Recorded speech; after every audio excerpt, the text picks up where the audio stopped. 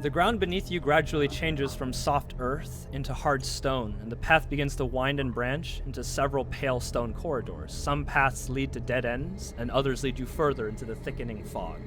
You trudge onward, attempting to navigate this stony labyrinth. The terrain has changed, and now you're still trying to find your way to follow where Azteca waits, and also trying to traverse the terrain. So, you can use your eyes and your inherent knowledge of the rocky terrain. You can. I want to use a nature check to try and discern where the lake might be. You can't use nature from where you are here because you're basically like the tree line gives away to just a bunch of rocks from where you are right now. So what you'd be doing is dungeoneering or perception. Interesting. Well, I'll do a perception check. My perception's still pretty good. 32. 32. All right. So as you're walking along a corridor, you notice there's a faint fissure that runs parallel to the ground beneath you, and if there's too much weight upon it, you could trigger a cave-in. So you tell your allies to hug the walls, and you scurry along and bypass a hazard. For a moment, you almost hear some sort of skittering coming from down deep below the earth, past the crack in the ground. All right. So the paths spiral around, leading you to a lot of extra convoluted paths. You can attempt to ford through them by squeezing beyond some of the earthen blockades, or just increasing your march, or attempting to follow the allure of the spirits again. What do you do? Yeah, I will always follow the spirits. The spirits have never led me astray. All right. Yeah. So the tendrils of energy seemingly pull you in a certain direction. You follow that direction, and as you do so, it leads you past this thick layer of fog, and the ground gives way. You basically followed a trap this time. And as you're falling, Xander grabs you just before you fall, but it wrenches your arm, and you slam against the side of the rock, and you take a healing surge. Oh, no, not my healing surges. I don't have a lot of healing surges. He grabs you, it pulls you up, and he says, trying to quit the mission that quick, eh? He's like, watch where you're stepping, friend. I don't think you got wings behind that fur. Not yet, anyway. Okay. I nod in approval with them. I'm gonna double check to make sure I have the correct number of total healing surges. But I thank them for saving me as we move forward. So it seems like the spirits are not necessarily your friend here, so they're not always going to lead you to the right place. Apparently. It looks like I'll have to rely on my other senses. Right. Although I am disappointed, I am not in any bit surprised by the deception of the spirits, as they are heavily troubled, and I feel like they probably do not trust one who would attempt to try to commune with them, so it makes sense. I'm not angered by this, even though I nearly died. All right. So, do a, you can continue to ford, either squeeze through corridors or just increase your marching pace, athletics or acrobatics. I will attempt to increase our marching pace. I'm not very agile. I don't do a lot of stretches in the morning, so, I'm just going to keep moving forward. I'm going to do an athletics check. Go for it. I am not even very athletic. I spend a lot of my time meditating, so I don't even do a lot of exercises. But 18. So you increase your marching speed, and you manage to keep up with the others fairly well. And the path unwinds, tiring your legs, although it would be more exhausting in the long run. Climbing over the stony obstacles also cuts down on time. So you use your climbing gear to continue the trip upward, and on the way, an hour later, you drop safely on the other side, having bypassed a great deal of monotonous, windy roads and potential dead ends. The journey takes you high above the tree line, giving you a temporary reprieve from the dense fog. However, the fog continues to swirl the deeper you get into Venderkelt Forest, and it soon overwhelms you again. The earthen obstacles before you and the remnant treeless, leafless trees funnel you along a narrow, stone-covered path that slopes upward. To your right, there is a steep cliff, indicated by that brown line. Basically, it drops past there, covered with various hooked handholds and jagged rocks. what do you do? All right. Because I use my totem of the Thunder's Keeper, I'm actually going to equip a new totem for me. Okay. Right. So I'm now wielding the Winter's Grasp totem. Excellent. Berlo takes the high road. He says, all right, one more obstacle before we reach Lord Lake. Let's not dilly-dally. We don't really keep time the same way we do in the real world, but let's just say it's close to evening.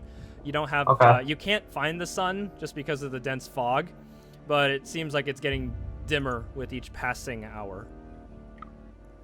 Oh boy. Okay, I turned to my allies and said, we must make haste. We are losing daylight and quickly. So you don't have to tell us twice. I hate being out here. So go ahead and act. What will you do? All right. As we walk, I say, let us hope that by putting this angry spirit to rest, it will also quell the spirits in the nearby area, providing a safe passage back to the city or back to the village. I move to the forefront of my allies, and I peer ahead. As you're walking, Xander asks. He kind of sighs in frustration. You always speak about putting these spirits to rest. What have they done to deserve their peaceful rest? It is not what all spirits deserve peaceful rest, as they have suffered in life, and so they deserve all that is provided in what is in the afterlife. And if they've for them to be restless, and if they've inflicted suffering, do they also deserve that same rest?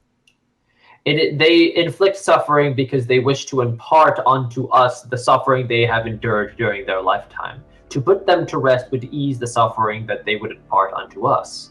That is why my job is to put them to rest. It is not to destroy the spirits, as spirits cannot inherently be destroyed. They can't? Berlo all of a sudden seems hopeful. He turns to you and he rushes up to you. They can be saved? They can be found again? They can. Each and every one.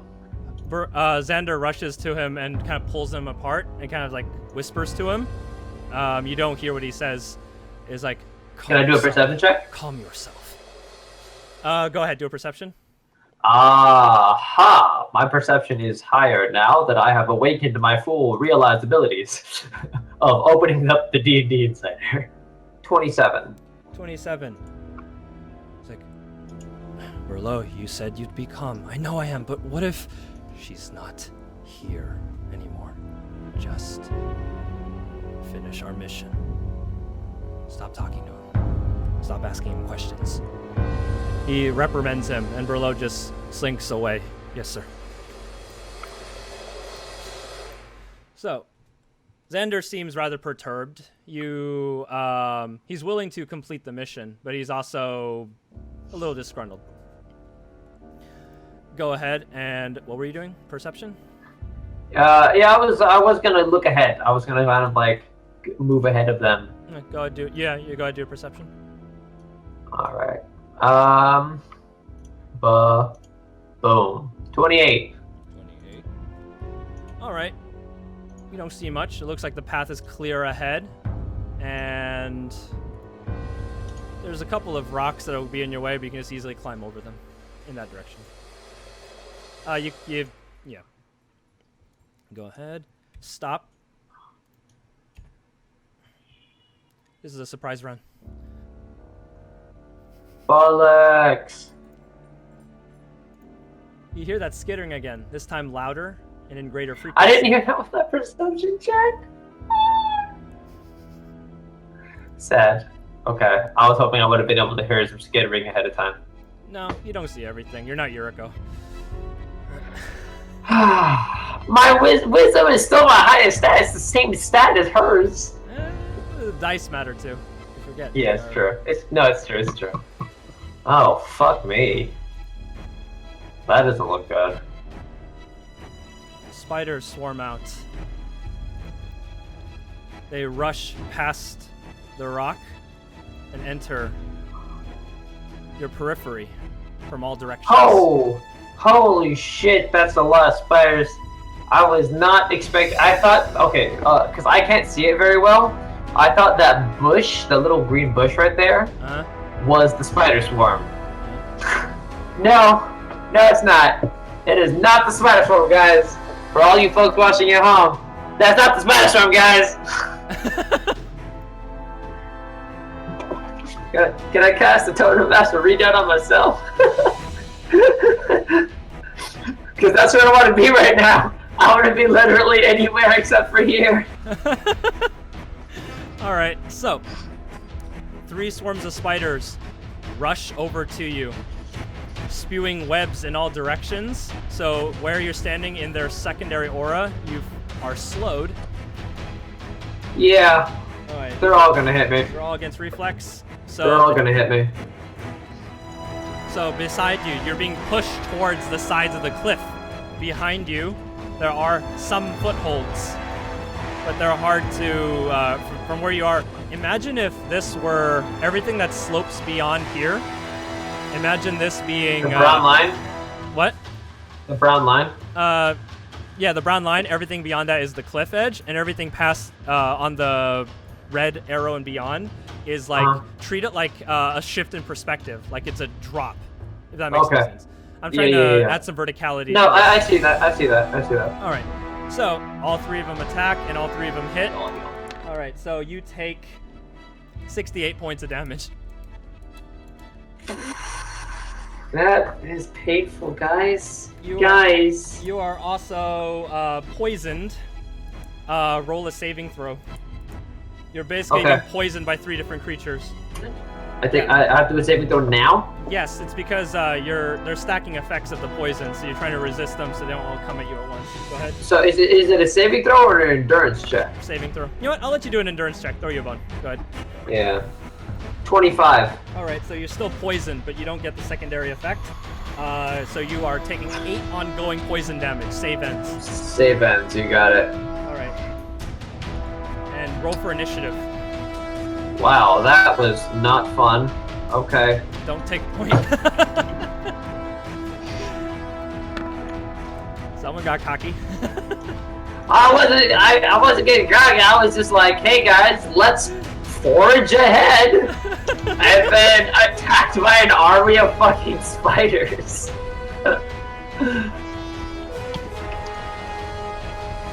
Oh my god, I got 9. Oh my god.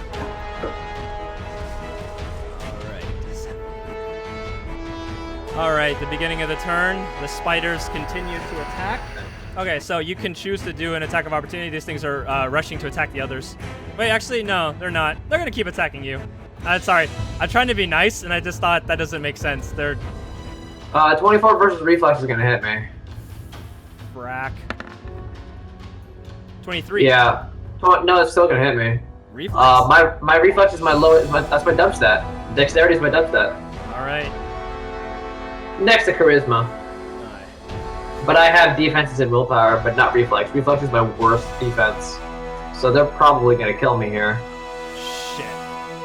Are you just going to have to... Alright, that's going to kill me instantly. There's nothing I can do against that. No, it has to be your bloodied level or not. My bloodied score is 42. 42, okay, because you're going to take 67 points of damage.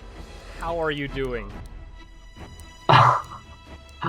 Well, 67 would put me at negative 40. Are you dead? Yeah, I'm not dead, but I'm definitely dead in one round. You basically did 124 points of damage in one round. These swarms are not something to be fucked with.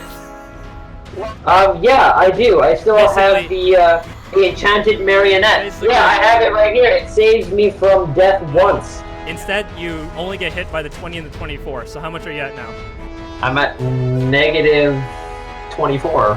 Or negative, no, hold on. Negative 17. Okay, so you're not... The marionette will shatter to tank that first strike, but you are not dead. Just hang on. The other guys will try to help you. Okay. Give me a second, because there is something I can do to this, okay? Go ahead. I'm looking through my abilities right now, and I believe in you, man. I believe in you. I can do my spirit summons and then have them do spirit's touch, which would I would gain temporary hit points. I would gain 3 temporary hit points, and then a +2 power bonus to saving throws. But that wouldn't save me from dying. So. All right, so let's move on. So, Yeah.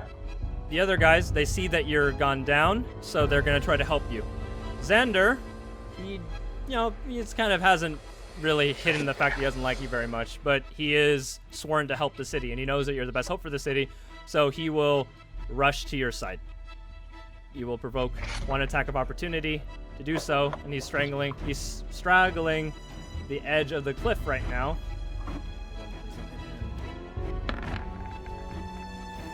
Wait, Xander. Yes, Xander does not get hit because he has his armor. They strike at him, but he rushes past them, and they're attempting to get on him, but they're having a hard time getting into his armor. He rushes to you, uses his standard to force feed you a healing potion. So bring yourself back up to 0 and gain 3. My healing surge value or no? Gain your healing surge value. Okay, I'm at 21. 21. So you are now conscious. He will then spend his action point. Says, Berlo, if you can see her, shoot her now. He throws his fire down in an attempt to illuminate the area better. Okay. Oh, please work. Don't roll another crit fail, please. Alright, so the fire will burst. He broke it. Alright, so this sheds some light, and where the 3 auras overlap, as well as the light from the torch, you can see the shimmering aspect of Azteca as clearly as if she were visible. I was gonna guess 1 square over from her, but we're from there, but okay. Yes, I see her. Berlo, kill her now! Berlo will attempt to attack her with his crossbow. Okie doke. Oh gods, please hit. Please hit. Realizing how dire the situation has become in a literal turn, he's gonna try to shoot. It's a miss. Okay. Your turn. Alright, as a minor action, I will cast Longtooth Shifting. Yes. This is my racial power, Yes. and I must be bloodied in order to activate this ability. Until the end of the encounter, I gain +4 regeneration every round. Excellent.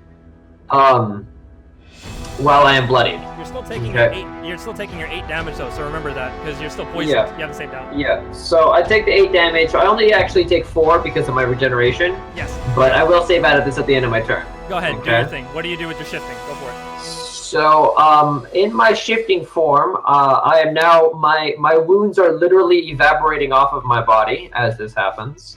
I see her, and I am visibly upset by this. I am not particularly happy that she did this. And so, in doing so, I will cast Spirit of the Healing Flood. This is a close blast 5, which will include her spirit in this and every spider in the area. Versus their fortitude. Good, because make sure remember your opportunity attacks. Okay. I'm aware that they are there. I'm aware that they are there. I just been trying to save my daily abilities for big moments, you know. Okay. Is this not a big enough moment for you? I feel like this is a pretty big moment, which is why I'm using it. All right. All right. So this is going to be against her fortitude. This is 33 versus her fortitude. That's a hit. That's really all it takes. But if you want, you can deal damage to feel better about yourself. No, it doesn't matter. Until the end of the encounter, each ally in the burst gains regeneration 2 while bloodied. As a minor action, the character can end this effect on themselves to regain 10 hit points. So now I have regeneration 6. Excellent. So I will gradually restore all of my hit points at some point. While they're there, and I will also, because that was my standard action, as a minor action, I will use Healing Spirit on myself, because I can do 1 ally myself or 1 ally in the burst. I spend a Healing Surge, and if I do 1 ally, 1 ally other than the target regains 1d6 hit points, but at level 11, it's 3d6. So I spend a Healing Surge, and someone else other than me gets to regain 3d6 hit points if they need it for any reason. Right. So I get regeneration additional 2. So I took the 8 damage. So I really only took 2 damage from the poison. So I'm at 19, and then I regain an additional 21. Where's my best at? Aha. So that would put me from 19 to 21. That would put me at exactly 40 HP. I'm still bloodied, so I still get the regeneration. But I do hit her, and that hit washes over everybody. And it should disperse her spirit, yeah? Yes. Azteca is dispelled the moment your blast of energy ruptures her form. As I rise after taking the potion and the spiders... After Xander bottle feeding you the potion, yes, you're welcome. after I am force fed the potion, he nearly shoves the entire bottle itself down my throat, making me gag. I rise with my wounds evaporating off of me as I shift into my full werewolf form, because as a shifter I shift into one or the other. I now look almost entirely lupine, and in doing so, my rage, I howl out in rage as I do. Tendrils of primal energy leak off of me, and they coalesce into the air, creating a visage of a watery priestess with the visage of long flowing kimono robes. And this watery spirit raises her arms up and throws her arms forward as the sleeves from her robes wash over them in a large wave, crashing over the enemies and destroying the spirit of what's-her-ass in the process. Excellent. So, with that, the spiders, they continue to scurry about. They're still wild animals, but they are no longer being controlled. Well, hopefully they watch them away from me, because I don't want them to be next to me anymore. Fuck those guys. I also have a +2 to my saving throws from just regular saving throws for any particular reason, because of my amulet of good fortune. Go ahead. So go ahead, save. Let's save out of this. Chaka! 15. 15. All right, you saved out of your poison, and Xander drops his spear, activates his thunderclap, and lands it right in the center of all 3 swarms. As soon as they hear that sound, they scurry in all directions. They're still predatory and they'll still bite, but they're not directed at you anymore, so they're no longer working as a swarm. Okay, well, I lean heavily on my staff as the spiders scurry away. Breathing heavily from the clear, overwhelming ambush I just received. I took like 120 damage. Kind of ridiculous, but I'm okay. I'm alive. And I turn to Xander, and I nod, and I say, "Thank you." You okay? You kind of gave us a bit of a fright there. Yes, so did the spiders. From now on, you take point. He laughs. For a moment, he seems actually genuinely happy that you're still alive, which is a little strange. You're not used to feeling tender or anything from this man. But I welcome this change of attitude in him, and I laugh along with him to try to make light of the situation that was just so very recently very dire. He says, if you don't mind if I'm taking point, can I take your lantern? I seem to have misplaced mine. He nods towards the fire behind him. Oh, well, I mean, my spirit of the healing flint I thought would have doused that, but if not, then by all means. I hand him mine. And I say, happily. All right. We should find a place to heal. We'll continue. We're almost there. Okay. So, do we find a place to heal? Yes, you do. It's a really quick, safe spot where you just... I'm just going to use my healing surges and bring myself back up to full. With that, I did the math. I will have 4 more healing surges. So go ahead. Basically, right now, they're all healing their wounds. They're all preparing their weapons, and... No, wait, that's a lie. I would have 5 healing surges to heal myself back up to full. All right. What else would you like to do while you're in a temporary break and I am prepping? Actually, let me one quick double check. 'Cause I keep looking at my physical papers. I need to double check if I have more healing surges. And I realized that I'd been doing the math wrong. I was actually, I mean, I still got knocked unconscious, but I thought I had 84 HP. I actually have 94 HP. All right. So I had 10 extra HP before, and my healing surge values were higher. But you still knocked me unconscious, regardless. I know. So he's like, bitch, I know, bitch, I know it. All right, so I don't like killing my players, but that doesn't mean I won't do it. I mean, that depends. Are you gonna kill them in one round before they can do anything to fight back, or you're gonna let them actually fight and then defeat them in honorable battle instead of spidery, ambushy death? Well, that's a question of GM philosophy, to be honest. If you get ambushed, that's how it happens. I mean, do you think they even got to roll for initiative at the Red Wedding? There's the infamous David Game of Thrones inspired GMing strategies right there. Exactly. No, we speak often of your particularly dark turns and somber play style that is so reminiscent of Game of Thrones. And after that statement, I rest my case. You're doing great, man. Don't worry about it. All right. Doing great. Just die once. Don't NBT, guys. NBT. I guarantee you it won't happen again. Yeah, I do want to speak with my allies for a minute. Go ahead. I just want to check on how they're doing. Go for it. What do you ask? So I turn over, and I want to speak to Xander first because he saved my life. And he says, "So, how are you faring so far?" Still alive. Some of these creatures get inside the armor, though. I feel like there might still be a spider somewhere in here. Aside from that, still alive. What about you? You took a pretty nasty beating over there. I heave a long sigh, and I say, "Yes, it was my mistake for moving ahead when I should not have. I am not nearly as well equipped for ambushes as you or Berlo is." We got better at defending against them. The Sword of Nebly, they like the Letharn, they called themselves. They preferred hit-and-run tactics. Small little buggers, hard to see in the foliage. He's just kind of swapping war stories with you. Berlo continues to sharpen the end of his he's putting his sword to a whetstone to keep it nice and razor sharp so he can shave with it. He's confirming that it's still sharp enough by lightly shaving with it.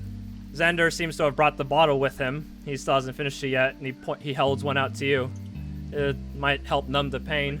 I take a swig. I take a swig just to numb the pain of the lingering sting of the spider bites that dot my body like fucking smallpox. He kind of divulges a bit. A lot of people died in this war. People who did deserve it. People who didn't deserve it. I hope that the people of Jubilant can find peace too. So much has been lost. Have you seen what the Dream Eater does?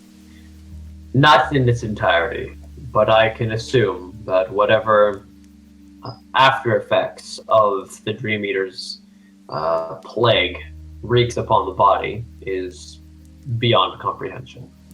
He says, "Do you know why the graves are still not filled? It's because they leave nothing for us to bury. When the Dream Eater takes a child, takes all parts of them, leaves nothing to mourn over. Tell me then, do these spirits deserve to rest after doing that to our people?"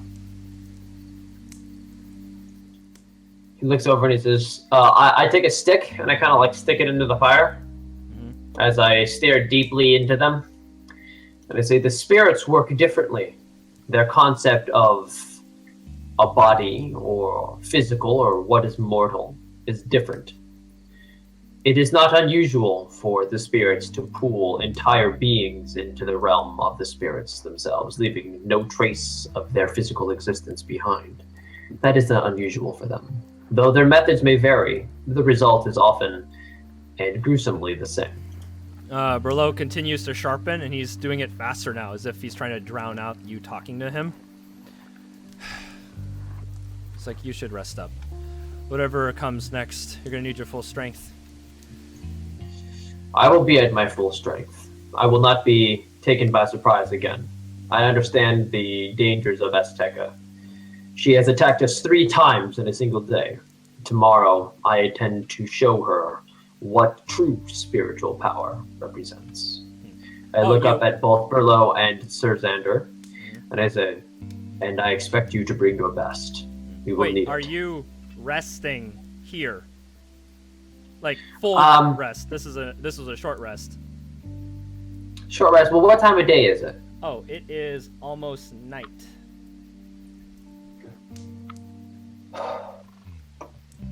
I want to look around and do a check to see if it would be. I mean, I'm going to ask them: is it safe to stay in the forest at night? Both of them immediately shake their heads.